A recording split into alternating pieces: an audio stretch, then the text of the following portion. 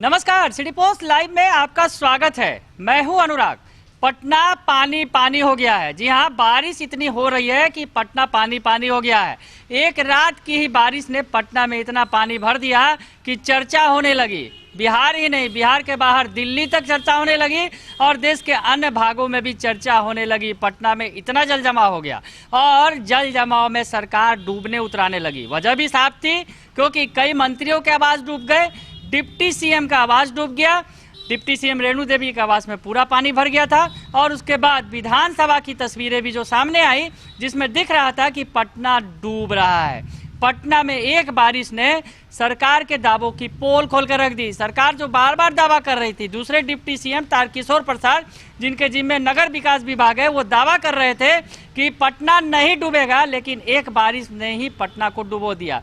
बारिश आज भी हो रही है, अभी भी हो रही है, लेकिन पटना डूब रहा है और इस पर सवाल खड़े हो रहे हैं। और सवाल खड़े करने वाले विपक्ष के नेता तो है ही हैं, साथ ही साथ सत्ता पक्ष के नेता भी चुप नहीं बैठे हैं। जी, हम बात कर रहे हैं पूर्व सांसद आर.के. सिन्हा की। आर.के. सिन्हा जो बीजेपी के पूर्व सांसद हैं, उन्होंने बीजेपी के सरकार की ही पोल खोल दी है, सरकार के खिलाफ ही बयानबाजी कर दी है। इस जल जमाव को लेकर वो परेशान हैं, चिंतित हैं और क्या कह रहे हैं, सुनिए आप। मात्र एक दिन के बारिश से पटना फिर नरक में तब्दील हो गई। यह अत्यंत ही चिंताजनक विषय है। पिछली बार जब 2019 में पटना में इसी तरह की स्थिति हुई थी और उसमें जब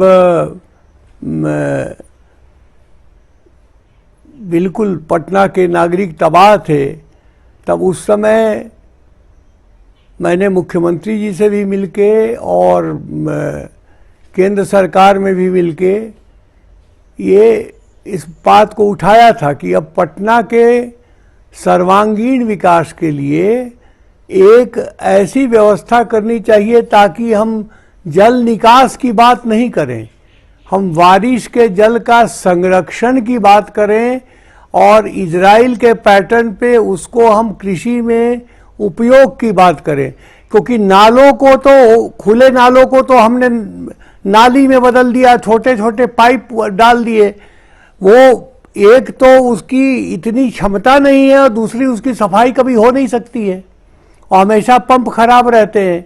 तो इसलिए अब हमें पटना महानगर के जल जमाव को हमें एक बहुत सकारात्मक ढंग से उसका संरक्षण करके और उस जल का। तो सुन लिया आपने आर.के. सिन्हा का क्या कहना है। उन्होंने साफ तौर पे कहा कि जिस तरह से पटना में जल जमाव की स्थिति दिख रही है, एक ही बारिश में पोल खुल गई है, पानी सड़कों पर आ गया है, नाले का पानी सड़कों पर बह रहा है। तो सरकार की जो प्लानिंग है वो पूरी तरह से फेल दिख रही है और सरकार को नए तरीके से इस पर काम करना होगा। ड्रेनेज सिस्टम की बात कर रहे हैं कि ड्रेनेज सिस्टम दुरुस्त नहीं है पटना का।